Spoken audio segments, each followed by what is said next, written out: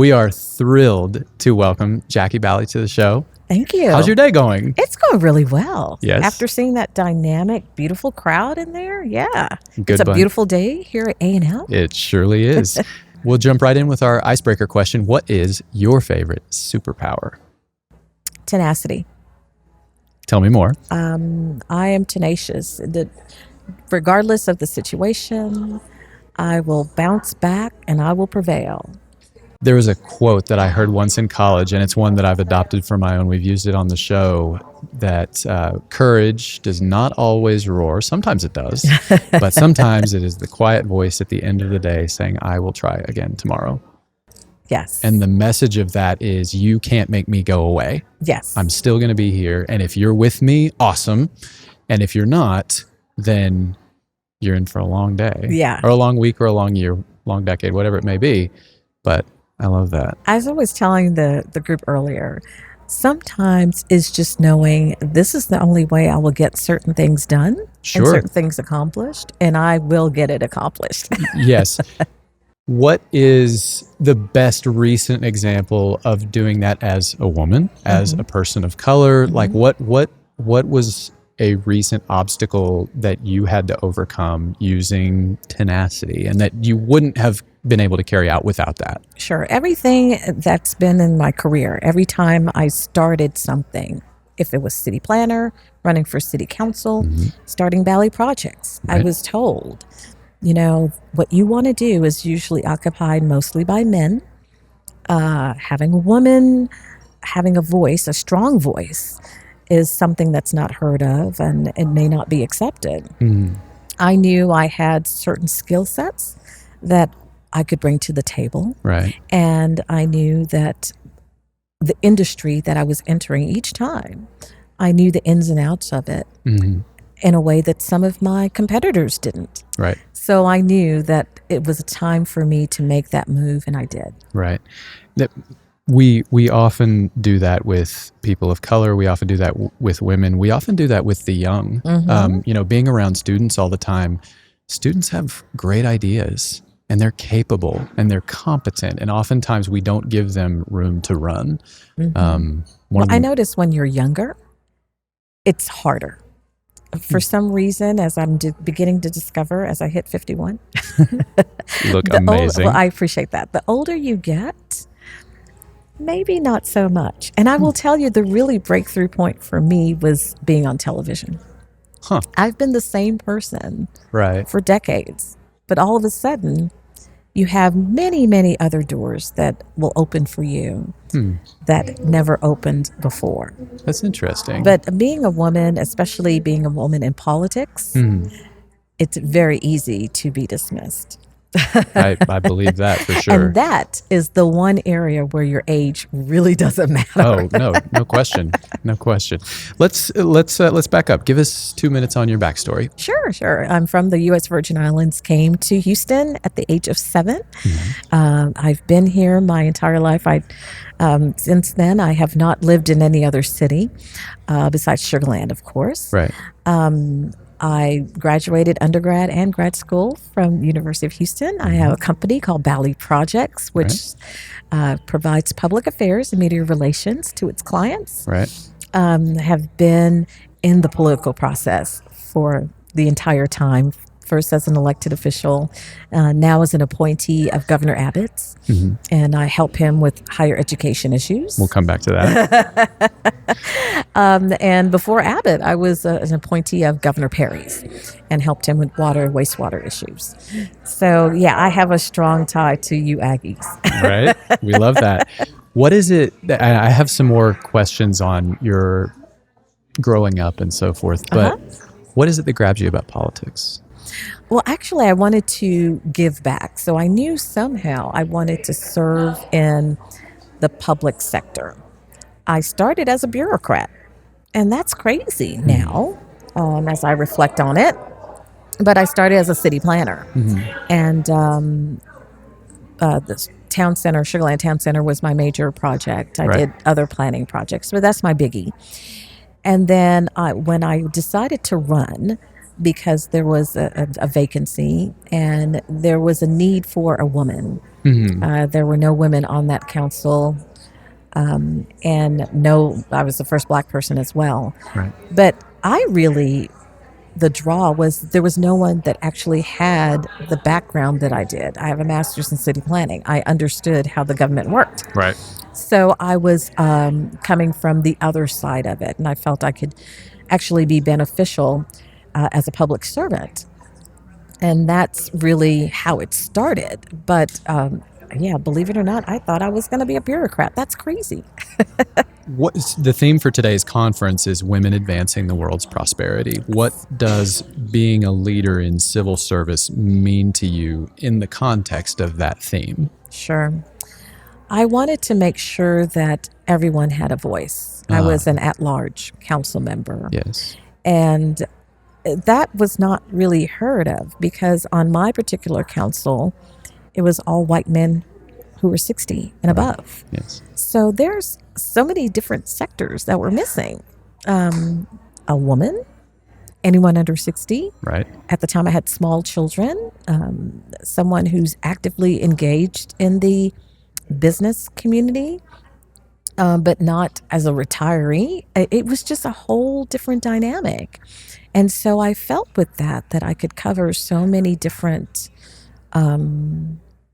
grounds. Now, at the time, the Black population in the city was 4%. Okay. I think it's only now 5 or 6. It hasn't changed much. But that's one of the reasons why you hadn't seen a Black elected official in the city before me or after me. Also, though, you have to do a lot. The reason why it was all older white men is because to be on city council, you're giving up a lot of your daytime.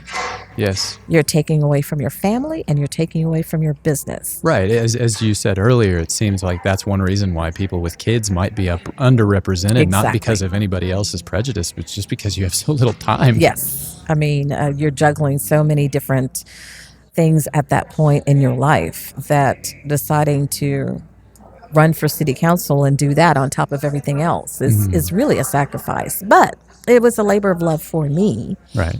And you're blessed with the superpower of tenacity. Right. And I hung in there. And it was really the journey that helped me understand my city even more. Here's the kicker. We have maybe a 40% Asian population in our city. Right. And they felt that I was the only voice they had. Oh. Yes. So I went to I was the one asked to come to every Asian event. Okay. I was the one that was asked to represent the city at, and when I say Asian, Chinese, Thai, Indo-American, Pakistani. I was the one that was always called, not my 6 other colleagues. Right. And I literally got an award called Honorary Asian because I had attended so many Asian events. Okay. But after knowing my story, they said, but your story is very similar. Okay. Many of the Asians in Sugar Land are first generation immigrants as well. Okay. And so we had that similar path to America, first generation, trying to achieve the American dream. Right. And so that's a lot of similarity that my other white male colleagues didn't have. Right. You said a second ago that you came to understand your city even better as a result of having run for this position. Right. Tell me a little more about that. Well, when you're the city planner, I mean, you're making all the rules, right? And you're just saying, here are the rules. This is where I'm putting this hotel. This is where I'm putting these restaurants. Right. End of it. Whenever you're a city council member, the constituents are calling you. Right. And they're saying, hey, this road needs fixing. That's something I never would have heard their perspective from. Right. Or we had this one population that was a little nervous about a lot of the development that we had coming into the city. Okay, this is good. And so I had to explain to them what that development would mean for them. For instance, they thought their taxes were going up. Well, the taxes did not go up one time that I was on city council. Right.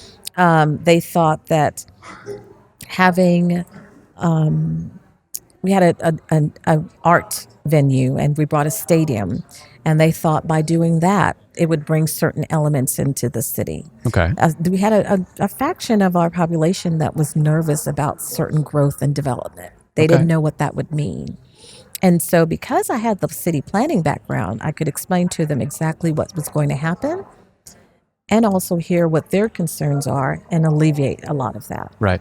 Was this perhaps a group that had been historically marginalized, or a group that was having perhaps some of their historical privilege disrupted and was concerned about the effects of that? Both. Oh. So you have this one pocket in Sugar Land that's ancestors of slaves.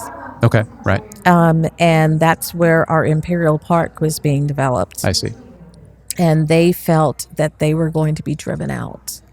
And they didn't know exactly what that would mean for them. Right. And then you had another group who had been there for decades upon decades when Sugar Land was just this, not the thriving city it is now. Sure.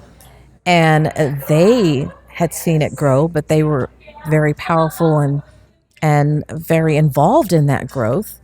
But they felt that certain elements would come into our city. For instance, if we had a amphitheater, if we had a stadium, if Metro came through it, certain stereotypes that they believed in, they thought would come to our city. So it was actually a mixture of both. Very, very diplomatically put. You are the, as you alluded to earlier, the director of Governor Greg Abbott's University Research Initiative Advisory Board. Yes. Focused on higher education. Obviously, this is an issue that comes up frequently on the show. Yes. When you were sworn in to serve on the board, Governor Abbott said he hoped the initiative would fuel future growth for generations to come. Yes. What is the most important way that you and the advisory board think outside the box in progressing toward this goal? This entire board is outside the box. It was specific. It's a brand new board that the governor created because he wanted to bring high-level professors and researchers to Texas. A&M has prospered quite well. What happens is you have several public schools. Any public institution can apply for this in Texas, and you apply for research grant dollars to bring a researcher to your university. They will then partner with a company or another business leader to progress in science or technology. A&M has been very successful the last couple of years in receiving a couple of grants and bringing researchers from Ivy League schools. University of Houston and UT have also been very successful. Other universities have as well. But since I'm sitting at A&M, I will say you guys have done very well. And this was something when the governor first was running his first time. He proposed it, and people didn't quite understand where he was going. And when he got elected, first session of the legislature, he said, I'm creating a grant called GURI, Governmental University Research Initiative. And people still were a little hesitant. Since then, we have submitted, and I may be off on the numbers, but $20 million in grants to public universities, bringing top-notch researchers to Texas who were maybe not have been coming to Texas if it wasn't for the opportunity to do top research in science and in technology. So these are, just to make sure I understand this correctly, these are researchers who are affiliated with another university, and they're partnering with, or are they coming to? They're coming to A&M. A&M full time? Yes. You now have quite a few in your in engineering department. In your biology area. And they may have been, I'm going to just use an example here, not specifically to A&M, but for instance, we have seen some come from Princeton who were studying there. And they were looking at thinking of maybe coming to Texas. A&M would get their package together write the grant for this person, submit it to the governor's office. Yes. The governor would be able to match certain funding available for this professor or researcher to come to A&M. I see. And do their work. And these are top-notch people who have won the highest accolades in their area. So when the governor first mentioned this, we thought, okay, that's interesting. But to see the success that the program has had in 3 short years is phenomenal, especially for UT, A&M, and U of H. Right. U of H and A&M, I believe those are the top 2 that have really prospered under this program. Excellent. What's been the most heartwarming moment in that process? What's been the event that really made your heart sing? I teach at U of H. I've been teaching for 15 years. So education is extremely important to me. Yeah. And when the governor tapped me specifically for this group, I was very honored. I didn't even know he wanted me to do this. As a side note, it's sort of funny because my son is doing research at Harvard. And he's doing research in the same area as many of these researchers that we are recruiting to Texas. Oh. And so one of the gentlemen that he knew about at Harvard, he had heard was interested in coming to A&M. Right. To do research. Beautiful. And so he was like, this is crazy. I think this is actually under the program that you've been talking about. Right. And I said, stick with me, son. I can teach you a couple of things. But words you've been saying to him for a long time, I'm sure. I just really think Texas is a gem. And a lot of people are discovering it now. We're seeing the population explode. Yeah. But in academia and in education, we have been lagging behind for quite some time. Yes. And our governor has really stepped up and provided opportunities at the university level and at the public education level that we hadn't seen in quite some time. And that, to me, to be part of that process means a lot to me. Your work, you do a lot of different things, as we've touched on, and your career and work often puts you on center stage, sometimes literally. Yes. What has surprised you the most about being in the spotlight, about being on TV? You said that it opened a lot of doors for you earlier, and it led to you being taken more seriously. But what's been the biggest surprise for you overall? Because you are public and you're on television, people think that they know you. And they think that they can give you unsolicited, unwanted advice. And it's really been surprising because, first of all, they're giving me advice on things they have no clue about. Right. But because they see you a couple of times a week, or they attended a speech that you gave, they feel that they know you. I've learned to understand that sometimes that doesn't mean they're coming from a bad place. Sure. Especially in Texas.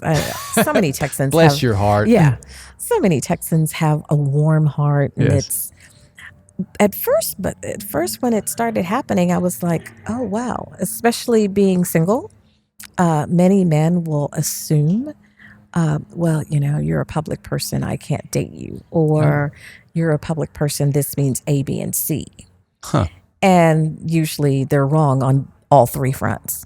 And just people are intimidated more by a public person. Okay. And I'm like, I'm only 5'2", I'm good. What's the craziest piece of advice you ever got?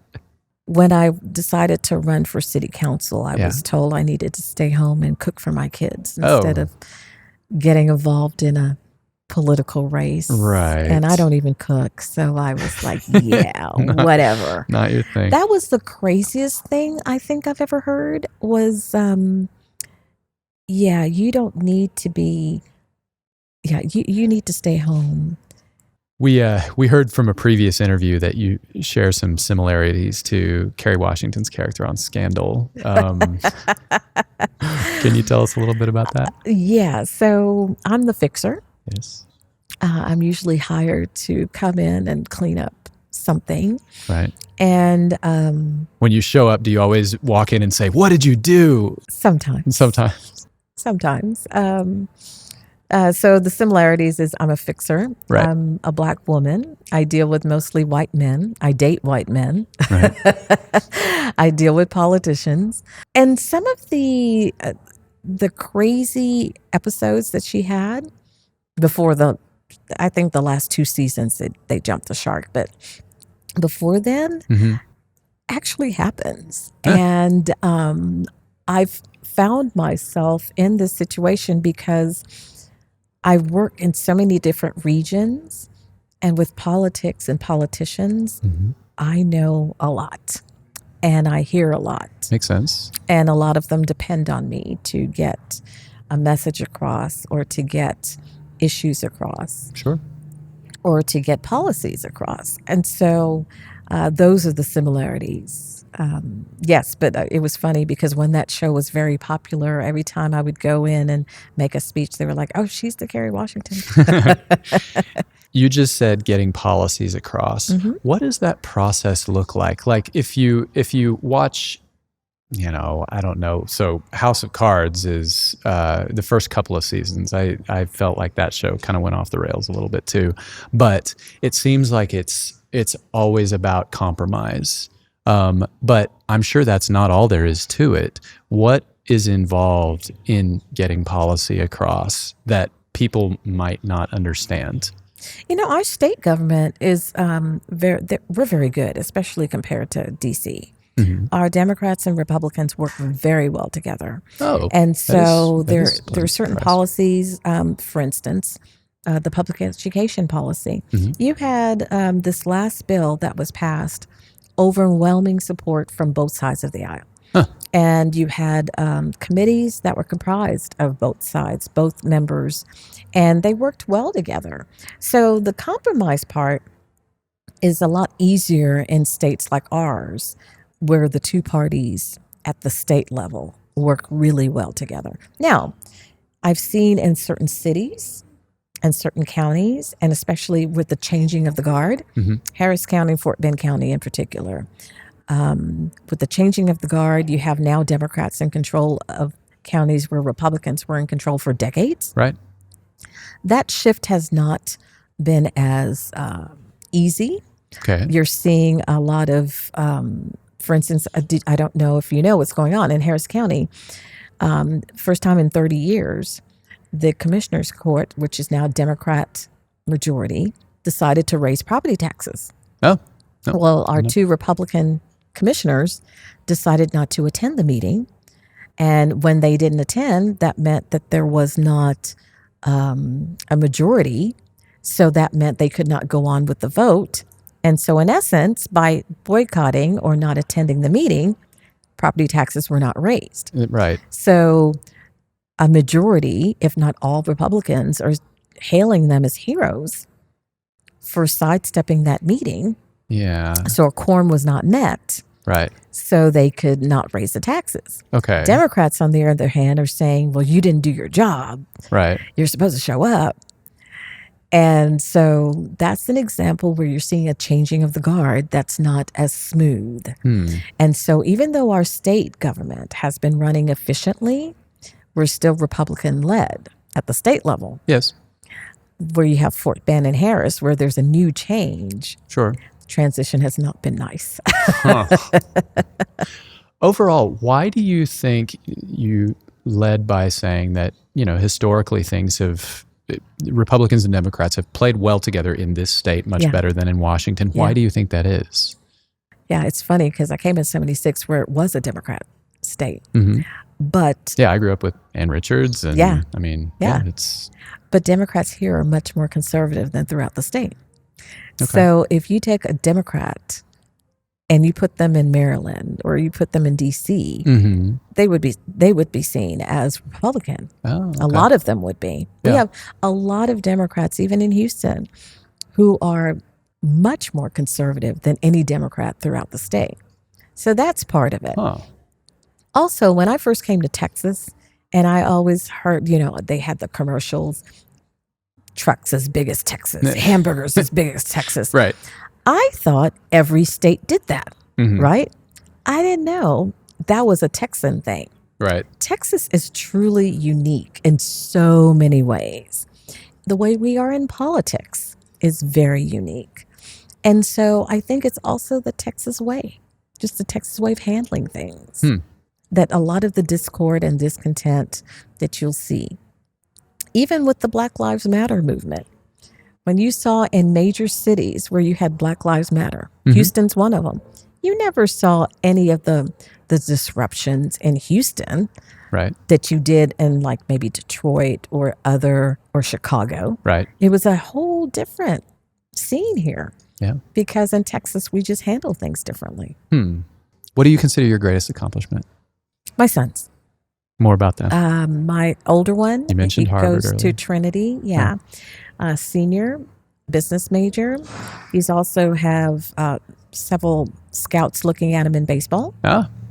Played twice in the New England League. So he is just an exceptional young man. Yes.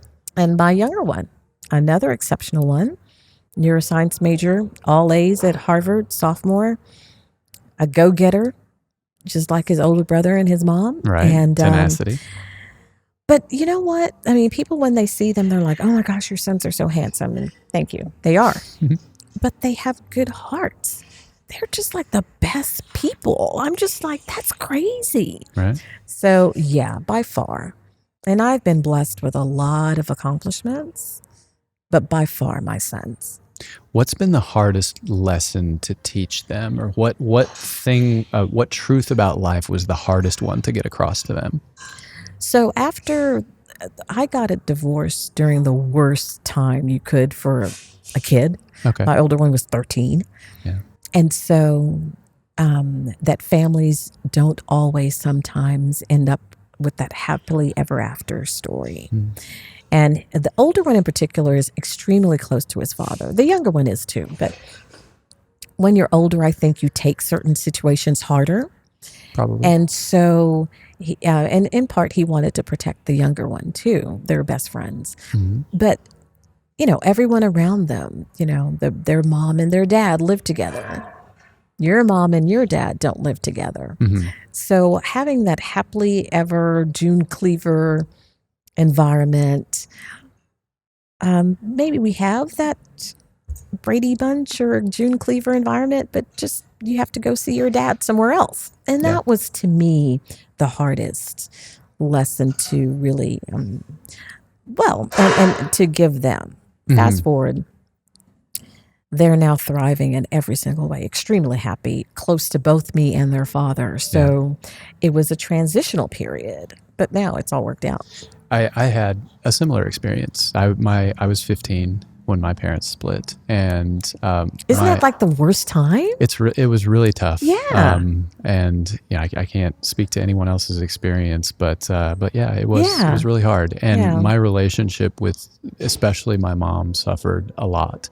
But similar to the way you described how things have kind of come full circle, I think we have a great relationship now. Yeah. And there were certain things that I really came to admire, especially about my mom, as time went on. I don't know if it was just seasoning or if it was just kind of the opportunity to see certain things from a different perspective. Right. Well, as you get older, you understand things more. And there are certain things that your mom, I know I would not convey to my son because I don't feel that's my place, but they find out eventually. She said the same thing, in fact. Briefly, tell us about your work with St. Jude's Children's Research Hospital. Yes. So I am very involved in community organization and giving back to nonprofits. Yes. I told my sons all three of us are very blessed. And so our goal is to give back to those who are not as blessed as others. I had a friend who was working for St. Jude's, and or volunteering for them. Mm-hmm. And she said, I want you to come to this event. I said, sure. And I was hooked. A school that helps parents and children, and you walk out of there debt free. I said, how can I? Because the one thing that really touches me is children. When children are impacted by health, abuse, or if they're abused, or anything dealing with children, that's just a way to get to me. And so after that one event, I ended up volunteering quite a bit. And then fast forward, they recently named me their Philanthropist of the Year. Yes. And that was a blessing. Congratulations. Thank you. Thank you. No, that was a blessing. I didn't see that coming. I was excited about that. But for me, it's more about continuing to give back to the community that's been so good and to me and my sons. I mean, we've been extremely blessed. And I don't want my sons to take that for granted. And my younger one volunteers up at in Boston. He's a camp director for children with cancer. If they want to get away, he's one of the directors, and he also goes to a homeless shelter twice a week. And the older one, he does Habitat for Humanity and also goes to a homeless shelter. So it's good to see that they understand that this is important for us to do. Mm-hmm. What's next for you? What are you excited about right now? I just became an empty nester. Yes. And so I'm trying to figure out Jackie 2.0. Okay. As I mentioned, finish my PhD, continue to be on television. Right. Baly Projects is going to expand. And I'm not comfortable revealing those plans, okay. But Baly Projects is going to evolve. Okay. Definitely, most of my work I do is in Texas and DC. Right. It's going to start. I'm going to start doing work in other states, including New York, and maybe some in the Caribbean. All right. Well, we look forward to seeing what that holds for you. Thank you. Rapid fire. What do you consider your most valuable failure? So when I first started my career, right out of grad school, I got an internship, and it was they only gave the permanent position to a young lady who ended up being one of my closest friends. Okay. I was so disappointed because I wanted to stay in Houston, Sure. and that forced me to move to Beaumont. And I was like, oh, this is nuts. That job led to 2 other jobs, which led to my city planning gig, which totally that was what blossomed. Yes. And kick-started everything. And that young lady who got the job, I've now helped her find 2 jobs since, and she ended up working for me. Right. So I remember thinking, oh my gosh, this is a horrible start. I can't believe this. I didn't get it. And I've seen now that it actually has evolved into professionally just the best thing that could ever happen to me. Wonderful opportunity. Yeah. Yeah. What do you think is people's biggest misconception of you? It's funny because I'm in academia, I'm in media, and I'm a Black woman. So usually people just come up to me and just talk politics and assume I'm on their team. Right. And it's usually they're saying how great this liberal is or another liberal is, and I'm not liberal. Right. And so I believe everyone has a right to their own opinion. Sure. I think that's what makes America as great as it is. Sure. But when I start talking about how wonderful Governor Abbott is, how much I love Rick Perry, their jaws drop. I'm a little surprised. And they're like, what? Right. If you could have anyone as a mentor for one day, who would it be? Condoleezza Rice. Great choice. In light of the Women's Leadership Initiative Conference today, what is a piece of business or career advice you would specifically give young women that they might not have heard before? Doors are going to close, and you may think this is the ending, and it may be for that particular choice. Right. but keep pushing even though you have no clue where you're going or what you're doing. Right. People say fake it till you make it, and I hate using a cliche, Right. but that's very true. Fake it in your personality. I have to do that. Fake it in success. And it actually happens because the energy you put out there is ultimately the energy you're going to get back. That is so true. That is it's kind of a law of attraction. It really is. Yeah. As a business owner, leader in your profession, the decisions you make can leave lasting changes. How do you think your decision-making process is different from another person who makes big decisions? Is there an aspect of your decision-making process that is uniquely Jacquie? I'm very task-oriented, which is rare for a business owner. Right. Usually business owners see the big picture. Right. And I know what my ultimate goal is, but sometimes the path to get there is a little cloudy for me. Okay. So I often will surround myself staff-wise with big picture people, which is the opposite. Yeah. Usually people will surround themselves with taskmasters, project managers. Right. More linear thinkers. But because I am that way, and remember my training is in planning. Yes.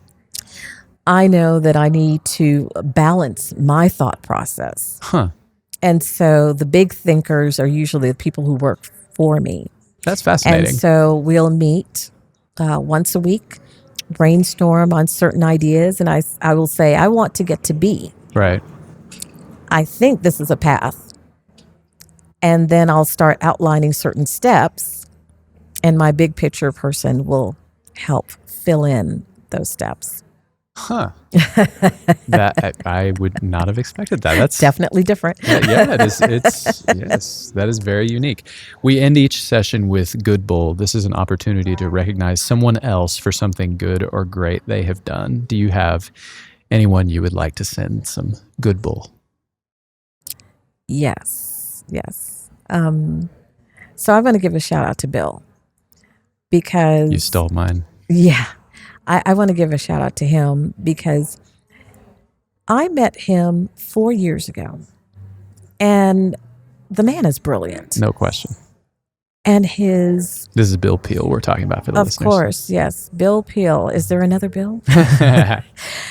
His ability to connect people, his ability to help people unselfishly, to always be there to lift you up, is something that you will not find in a man at his level. Professionally, we all know he's a rock star. Right.